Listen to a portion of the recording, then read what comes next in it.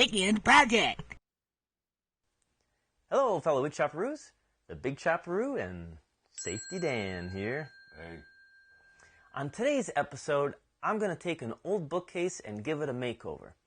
See, I had a customer call me up and ask if there's some way I could make it kind of look fresh and new again. Well, the first thing I did was make sure that the bookcase was of some good substance.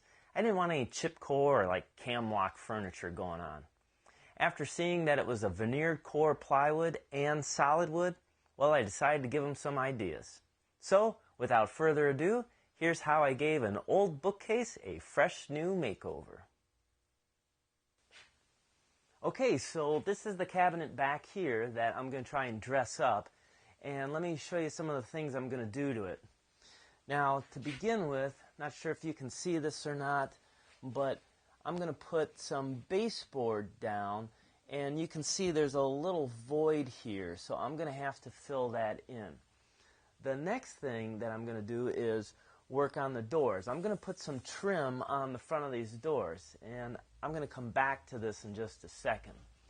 Working my way up the cabinet, I've decided I'm going to put like a little arch here, and of course, to top it all off, we're going to put some crown molding around it.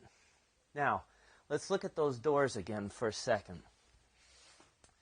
These doors, they're pretty much flat and real close to being flush with the edges of the sides of the cabinet. So any kind of trim that I put on here, well, that trim is going to stick out past the side, and that's just not going to look right. So what I'm going to have to do is I'm going to take this cleat out, and then I'm going to move the hinges back to give me a little bit more clearance with the door opening there. That way it'll sit in a little and won't be flush.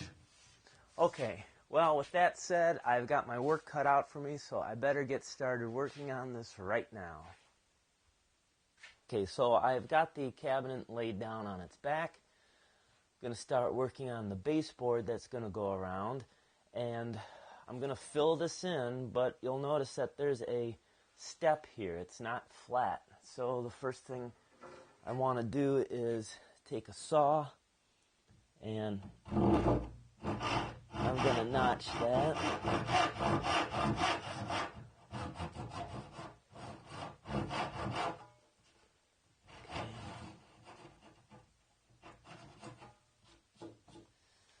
And then with a chisel, I'm going to try and remove all of that out of here.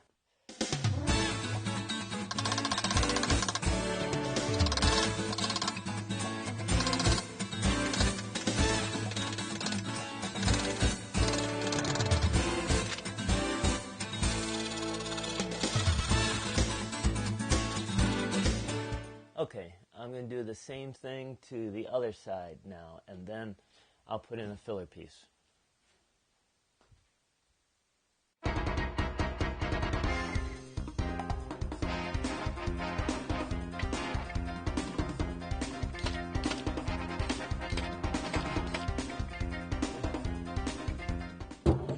Now the baseboard.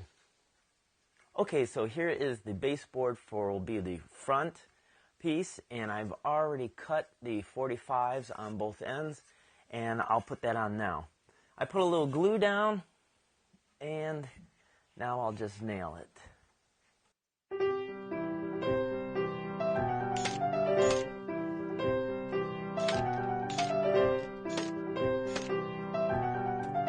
Okay, now for the side pieces, what I like to do is I cut the 45 degree on it first, and then I leave it long, because when I put it onto the side, line up my corner, I can now take a pencil and mark the back side, and now I know exactly where I got to cut this.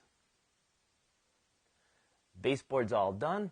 Now I'm just going to turn the unit around and do the crown molding next. So I have the cabinet turned around, and I had to notch just like I did on the bottom because it wasn't quite flush. Also too, I've put down some glue, and I've already cut my front piece again.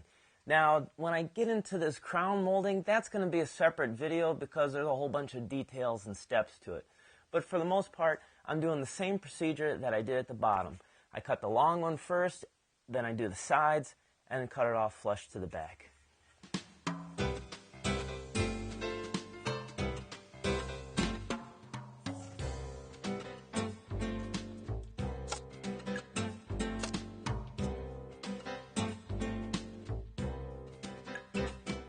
And so then I'll take the side piece, once again, I've already cut the 45, I'll mark it down here, cut it, and I'll be ready to go.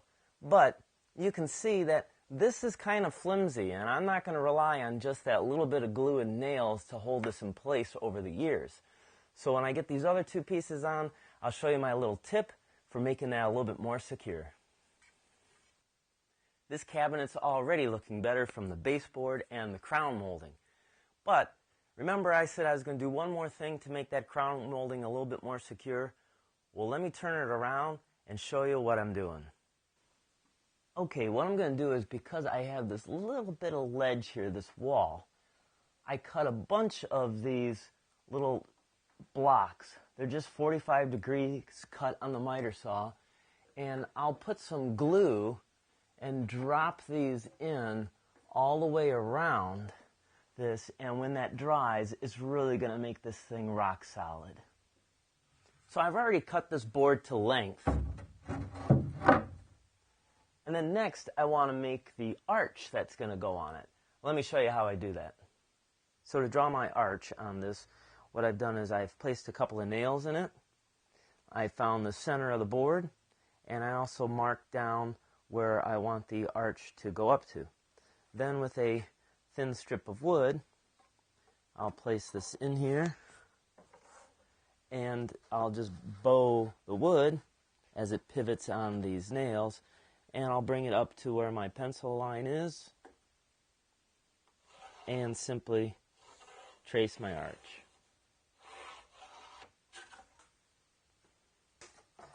Then I'll cut it out on the bandsaw.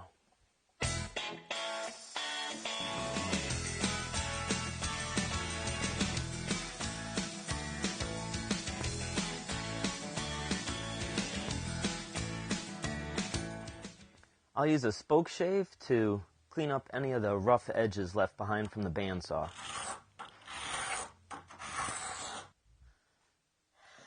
Now the scrap piece, don't throw it out because we're actually going to use it to make a tool. I'm going to cut the ends off, and then this is going to become my specialty bead making tool. Drill a hole near the edge of the piece, and then get a regular straight head screw and put that in there.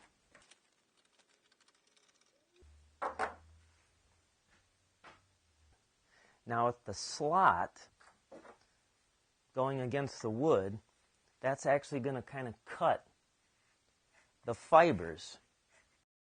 So it actually does a really nice job of cutting a slot all the way in here. Then I'll use the same tool again, and now on the edge grain, I will trench in another line that goes all the way along the arch. After that, I'll round over these edges.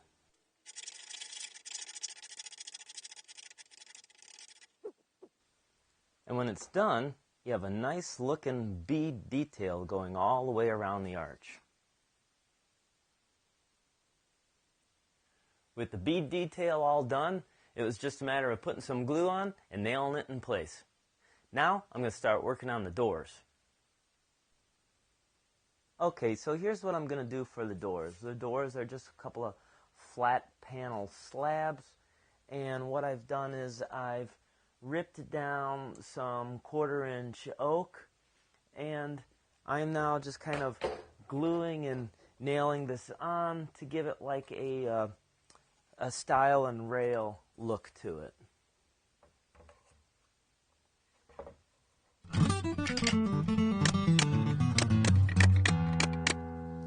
I'll do the other door, and then I'll mount these back on the cabinet. Okay, I have the door back onto the cabinet, but take a look here. Because I added this extra wood, well, now the door sticks out past the edge, and I don't like that. So what's that mean? Well, I'm going to have to move this rail out. I'm going to move that back some. And I also have to move the hinges back a little. So when the door closes, I want it to be behind this front edge.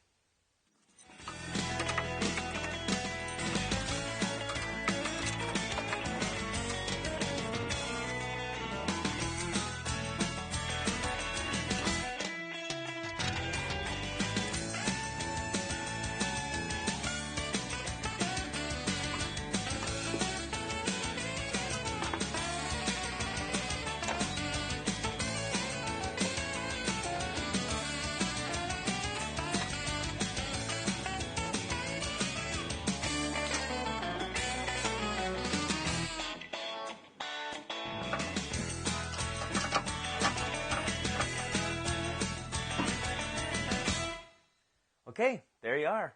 Our bookcase makeover. Crown molding, an arch, some new look to the doors, and a baseboard. It's as simple as that on a Saturday afternoon. So there you are. How you can dress up an old bookcase. Man, Safety, I think you should probably give up the cigarettes. Why's that? You keep coughing. Yeah, but every time I quit smoking, this happens. What happened? Oh, man. Oh, my God. Coughing now. I can't even dance.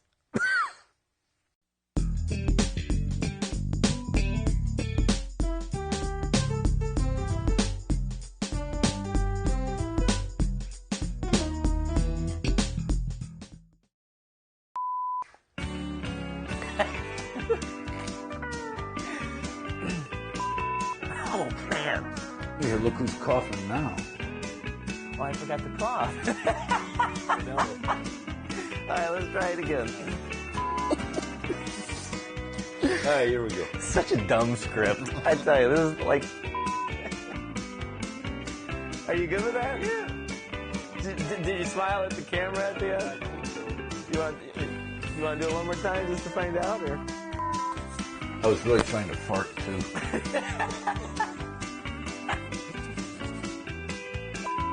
Thank you.